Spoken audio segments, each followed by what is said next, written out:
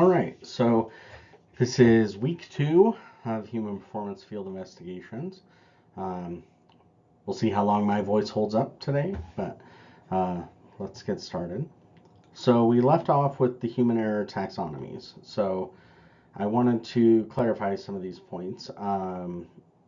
This initial one, Swain and Gutman, this is THERP, which is the technique for human error reliability prediction, I believe. Um, it's an old method from the 50s, 60s, and 70s about measuring and predicting human error in a discipline called human reliability analysis. And then that one you won't use a lot, but it's important for you to know it's out there.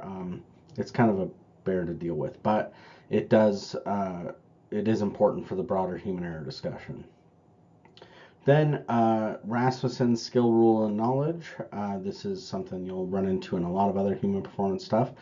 So Jens Rasmussen bins actions into specific cognitive performance categories.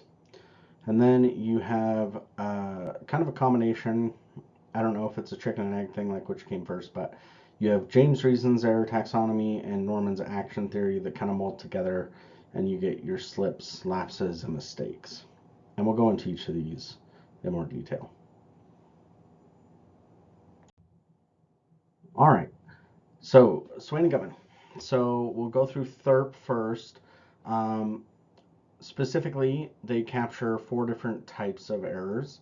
The first 2 are the biggest ones. So errors of omission, where you didn't do something you were supposed to do, and errors of commission, you did the wrong thing essentially. Then there are sequence and timing errors, which are both, would be subcategories depending on the situation of either an error of omission or commission. So and these make some intuitive sense, right? We can do things out of order. We can do things too slow or too fast, and that can lead to different issues. All right, going into Rasmussen's skill, rule, and knowledge. You'll hear the phrase that certain actions or tasks, things people, the behavior they exhibited are skill-based, rule-based, and knowledge-based. Skill-based are automatic type actions. These are behavior that requires little to no conscious effort to perform successfully, usually due to the simplicity of the action or through a lot of repetition and practice. Then rule-based, which is you're using a set of rules or procedures to select a course of action. This is, when you walk into a store and you see a line, your brain's accessing, right, a schema or a rule of how to act in that situation. Similarly, if you're performing some task in some kind of a maintenance task, let's say, you might access in your head the proper way to take something apart or put it back together. And knowledge-based error or actions are ones where the situation is novel and unexpected, so it relies solely on higher order cognitive processing in order to have success. The rate of error increases as you go from skill-based to rule and knowledge-based, so it goes kind of this direction. And you can move from knowledge-based down to skill-based through practice, repetition, training, those kind of things. So a little more detail on skill, rule, and knowledge. We talked about, practice and things, so you progress through the levels via automaticity.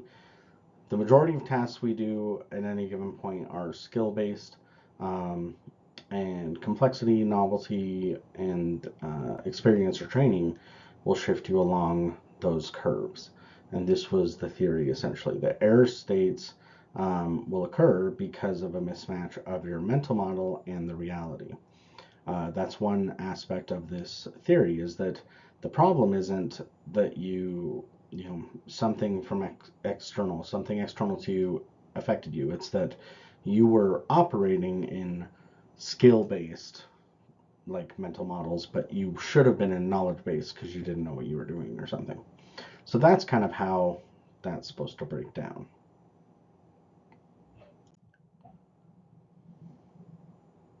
Another one of Rasmussen, another example. So familiarity and attention, if we break these down, attention, your knowledge-based things will require greater attention to the task, or skill-based are more automatic and require low levels of attention, but require significant familiarity.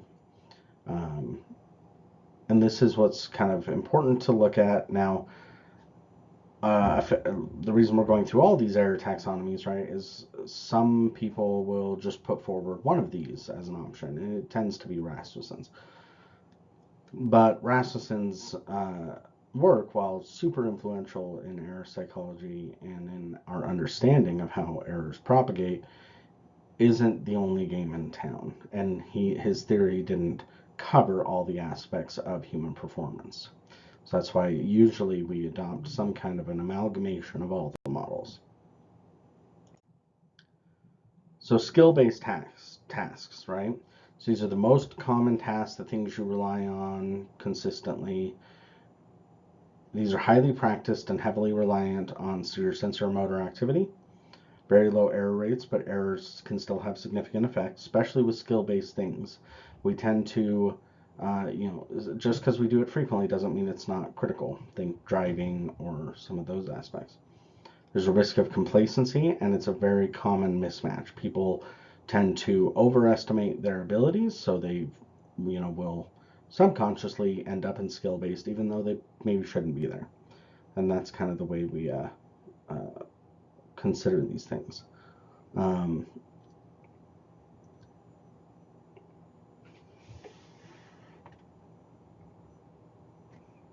I was just looking for a second to see why this is here, but it's very small. I'm gonna have to look at that because it seems like that would be funny. Wonder if there's a typo there. Anyway, rule-based. So this is this image is my favorite example of a rule-based thing. You bring a knife to a gunfight, right? So actions are performed by referencing a set of rules or a schema, like standing in the line in the store. Errors arise when the rule set we access is incomplete or incorrect, or where we're again using the rules in a way that's inappropriate. We should have been knowledge based, or some of those aspects. Maybe we don't know the rules. It's the second most common action set and the second most likely error set to knowledge based. So actions are performed by full deployment of cognitive resources. You're going to use planning, prediction, evaluation of your environments. This makes up a pretty small amount of our actions, but the majority of errors, such that the error rate is just quite a bit higher here.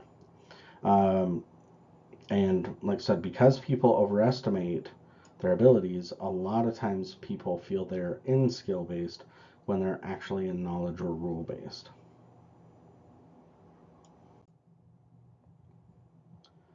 So then moving on to Reason/Norman's work, so slip, lapse, or mistakes.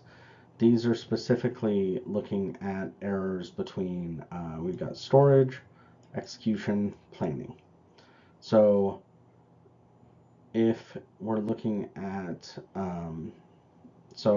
if we follow this flowchart, was there intention to act?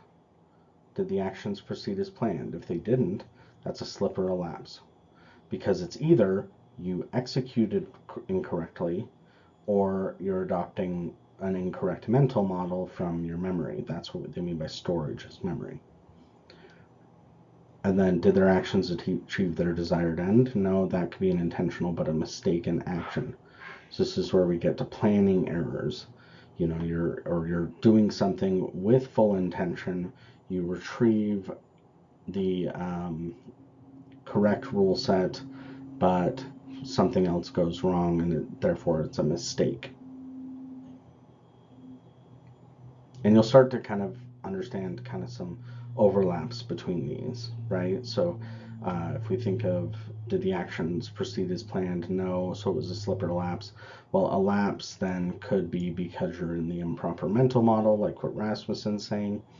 It could also just be the particular memory you were seeking. Let's say you have strong memories of two separate procedures, but there's a lot of similarity between them. You could grab the wrong one. This is where sometimes people will talk about, like, they're driving home from work, but they go the wrong direction. Maybe they just moved and they drive to their old house, right? That's a unique case of one of these. So um, it's important to kind of understand that so you can step back to that higher level when you're diagnosing issues. Yeah, so here's kind of a way to see some of the overlaps, right? So a slip, you have good intentions, you have the right mental model, but you do something wrong. It's an error of commission typically. Lapses, good intentions, right mental model, but you fail to do something. Maybe you forgot, is usually the typical thing. So that's an error of omission. Mistakes are typically correct intentions, wrong mental model. Violations are a specifically interesting thing here. So sometimes you'll hear the term malicious compliance. That would be a type of violation, but that's not typically what we think about. We think about willful circumvention. So, uh, this is a heroism example, or finding workarounds to existing processes to get the job done. You're willfully doing the quote unquote wrong thing per whatever your expectations are. So you're consciously aware of your quote unquote mistake, but you're doing it for a specific purpose. That's closer to a violation because there's the intent there.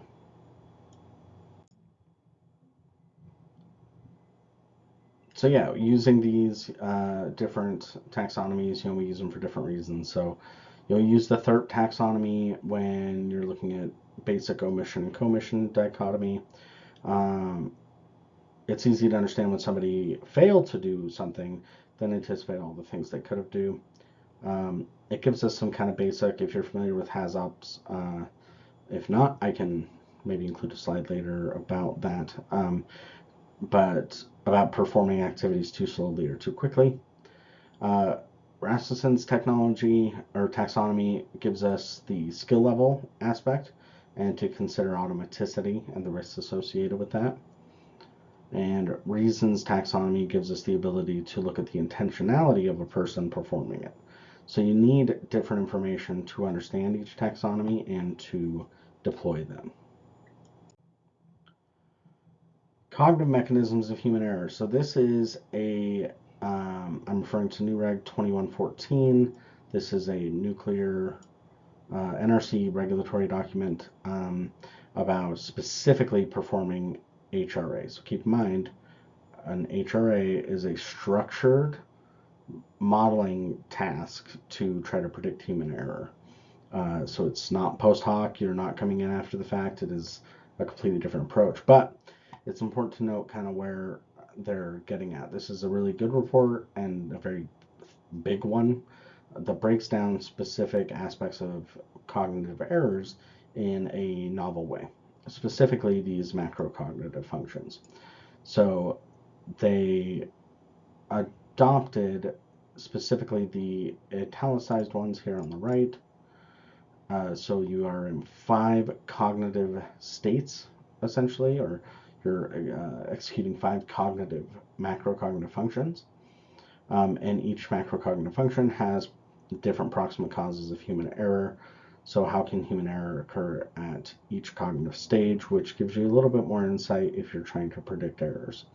The errors that will occur in decision making are specifically different than what occur in action. And so sometimes this is a relevant resource to kind of untangle that. And so you're looking at, these are just examples, right, of different cognitive mechanisms for human error. You might have memory issues, you might have attentional constraints. Remember, attention is your main resource for cognition. So if your attention is limited, so is your cognition. Vigilance or boredom. Vigilance is a really rough thing for our cognition. It can, depending on the study you look at, there have been instances where vigilance mimics severe fatigue in some instances. So it's definitely something we need to look at. Lack of experience and too much experience can both be issues. Then the keyhole effect. So this is the idea you're looking through a keyhole. You're seeing one scene, but you're not seeing the broader picture. Heuristics and biases. There is a near never-ending list of these that you can find online. And then just general confusion.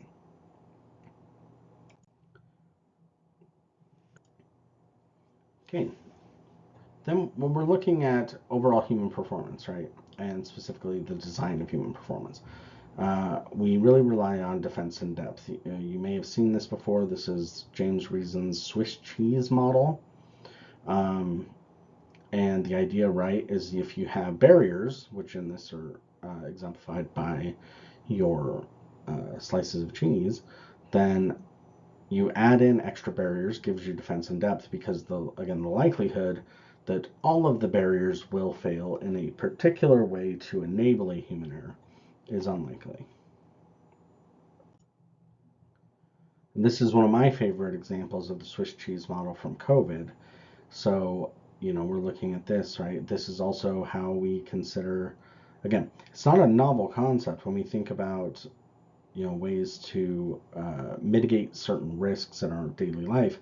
We all kind of do this naturally. We erect barriers for different reasons, but it's something to think about. So this is, if we go back to COVID time, a few years back, physical distance is one barrier, ventilation's another, masks are another, washing your hands, fast testing, contact tracing, surface cleaning, etc. Right?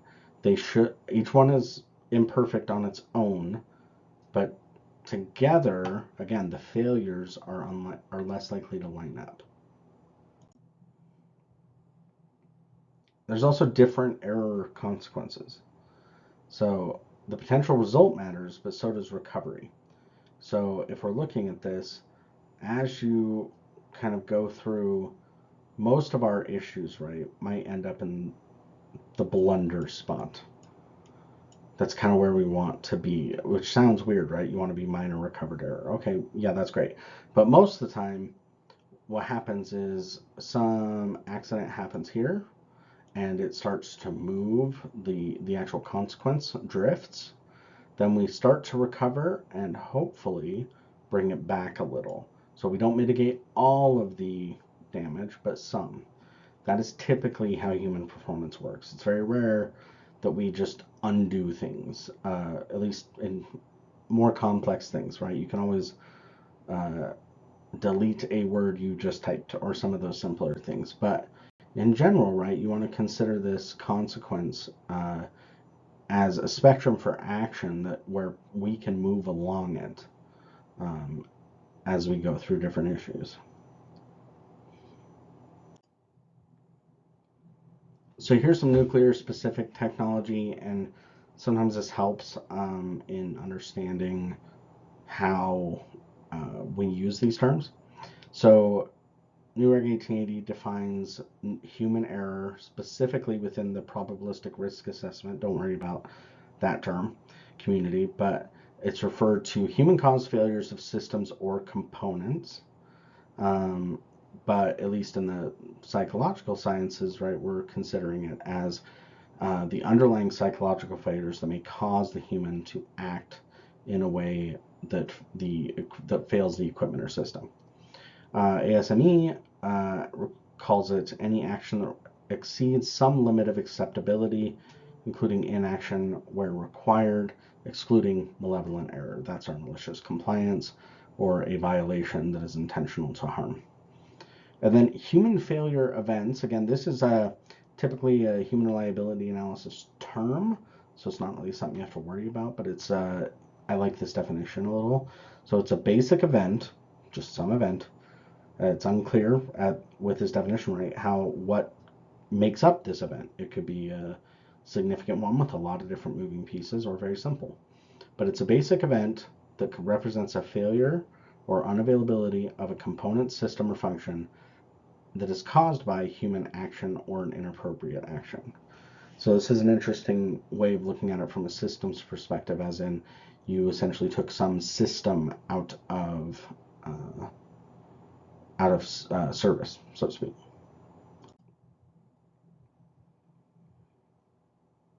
So what's a human failure event? Ideally, they meet up in the middle, but sometimes it's not the case. Probabilistic risk assessment, which is PRA, or probabilistic safety assessment, which is PSA. I'm sure there's a very good difference between those two, but I don't know it, and I think they should just pick one. But PRA is concerned with the hardware failure, and they're concerned with humans insofar as they can cause a hardware failure. And then in human factors, we're considering designing away from actions that will have significant negative consequences or are error likely. When both fail, right, you typically will land in human failure event space. And that is typically what PRA and HRA are looking to predict, are the likelihoods of human failure events. Here's a couple of other nuclear terms. Keep in mind these terms probably don't matter outside of nuclear, um, but maybe they should in some ways. And other fields or industries will probably have their own versions, especially if it's a safety critical industry like aviation or um, transportation, chemical processing, some of those kind of things. So, an unsafe actions are actions inappropriately taken or not taken when needed by plant personnel that result in a degraded plant safety condition. Then important human actions, these are really relevant when we consider from the design space, right? If you're going to design a process like the lock and tag out thing that was posted in Slack, what are the important human actions? So they're either risk important human actions, actions defined by a risk criteria, the plant personnel use to assure the safety. So it's the assumption that a plant personnel may make that if this is done, our risk will be minimized or reduced or eliminated. And then deterministically identified important human actions.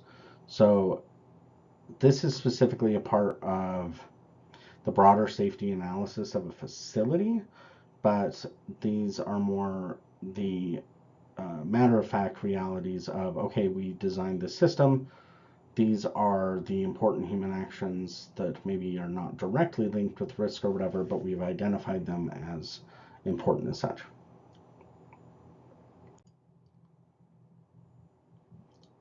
Okay, so when we think about human action and inaction, right, if it's a negative but with no consequence, that's human error.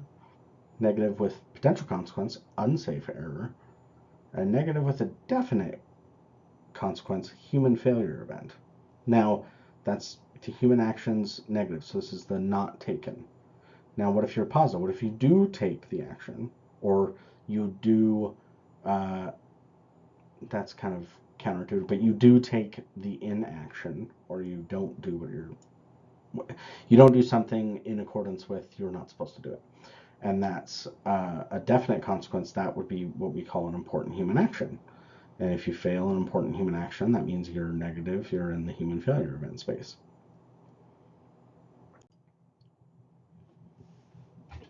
Active versus latent errors. So active errors are unsafe acts, failures of tech functions, or human errors that become the local triggering events that afterwards are identified as the immediate causes of an accident. So they're considered to have immediate effects, and they're active in the temporal sense. They're acting on the environment in some way, or the environment is acting as a response to it. Latent errors are more the things, what we would call error likely conditions. They're present within a system as unnoticed conditions well before the onset of a recognizable accident sequence.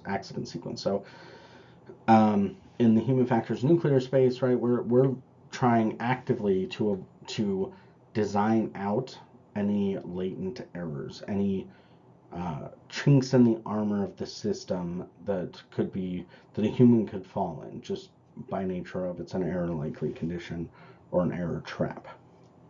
And this is important in human performance. You need to understand, okay, the human error in particular might have been an active error, but what were the latent errors surrounding it? There usually always are latent errors, so that's important to consider. All right, so when we consider latent errors, this is something in Reason's book, the resident pathogen analogy. So if you follow this down, so industrial accidents result from a combination of errors, and typically it's a perfect storm. The more resident pathogens in a given system, and in this instance, resident pathogens are latent errors, the more likely that an accident will occur. Okay, that seems obvious, right? The more latent errors exist, the more likely an accident will happen. Now, the more complex the system, the more pathogens it contains. Okay, if we assume some baseline level of latent errors throughout systems, and we have a bunch of systems, we'll have more. That, again, intuitive. A simpler system with poorer defenses is more vulnerable to pathogens than a more complex and better defended system. So one of the things you have to recall is complexity of a system might give us a greater volume of pathogens in this sense. But remember, system complexity can sometimes act as barriers in and of themselves. So that's why typically a little bit of a more complex system, but with proper barriers, can be better than just simplifying your system but not adding any barriers. Now this one's unique about people, and it's really important. So the higher the hierarchical level of an individual, so the higher their level is in the org chart, the greater their potential is to generate pathogens. And that's because of just the multiplicative effect of like executive control. Somebody may make a poor choice at a top level. By the time it gets filtered down, you've got effects like game of telephone stuff where the final order doesn't come down in the exact way, or other different issues. So you just have a much bigger pool to poison, so to speak. And the pathogens present in a system can be detected a priori, unlike active errors that are difficult to predict and are often found a posteriori. So a priori is, you can think of like before the case, or they're detected kind of intuitively.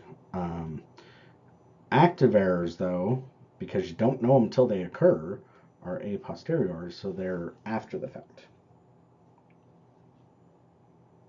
But this resident pathogen is really, really important to kind of understand the context of accidents and where are the pathogens. They're always there. So how are they migrating through the system, and how is it kind of progressing through your error sequence? Reason argued that it was more impactful and interesting to focus on the detection and elimination of these pathogens rather than active errors. It's essentially the difference, right, between beefing up your immune system and health versus living in a bubble with poor immune systems and health.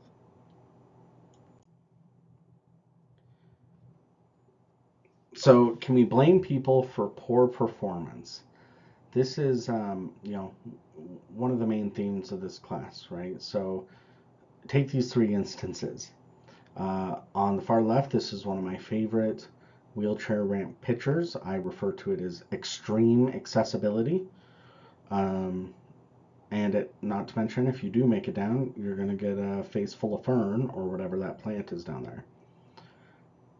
The second one, right, this is interesting because it's failing our visual system, right? Our visual system detects edges by detecting shadow and the difference in light gradient. So you have a carpet that intentionally tricks our eyes and gives us false edges, essentially, right?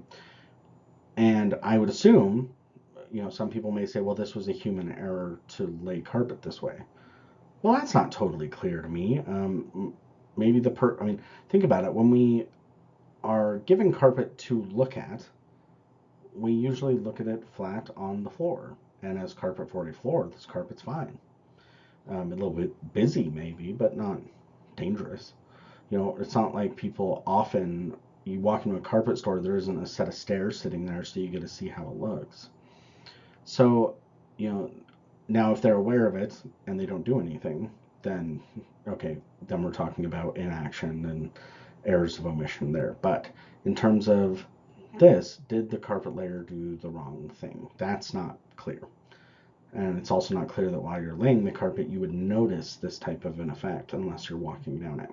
But to be fair, they do have two rails to hold you as you tumble down the stairs. And the last one's one of my favorite ones too. So again, did the person who decorated this bathroom make a mistake? Yeah, in hindsight, sure. But, you know, would they consider that people would make a mistake and use a saxophone as a urinal? Uh, until you look at this picture, you might not think that. But, and you might not think that people can make that mistake. But, again, we try to avoid even the unlikely mistakes that are possible. So with this, I would have hiked that saxophone up a couple feet, and that would have helped. And this is one of the other things I really want you guys to take away from this. So human performance, in terms of how people work, right? People are water. You have to really think about it that way. We're like water that can argue on the internet. Like they will follow the path of least resistance, overwhelmingly so. So what I typically say to people is, so make the correct path the easy path, and you will have far greater success. So like the difference between design and user experience, or here what we could call it as design and then restate user experience as human performance. Are the people walking through here making a mistake? Well, depending on your area that you work or the facilities, maybe.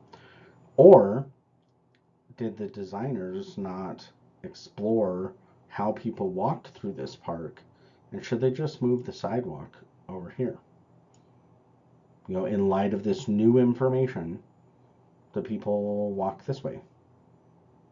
That's the way we got to think about this is we can put up railing and force people to go around the corner, but we also could just go the way they want to go and typically have greater success.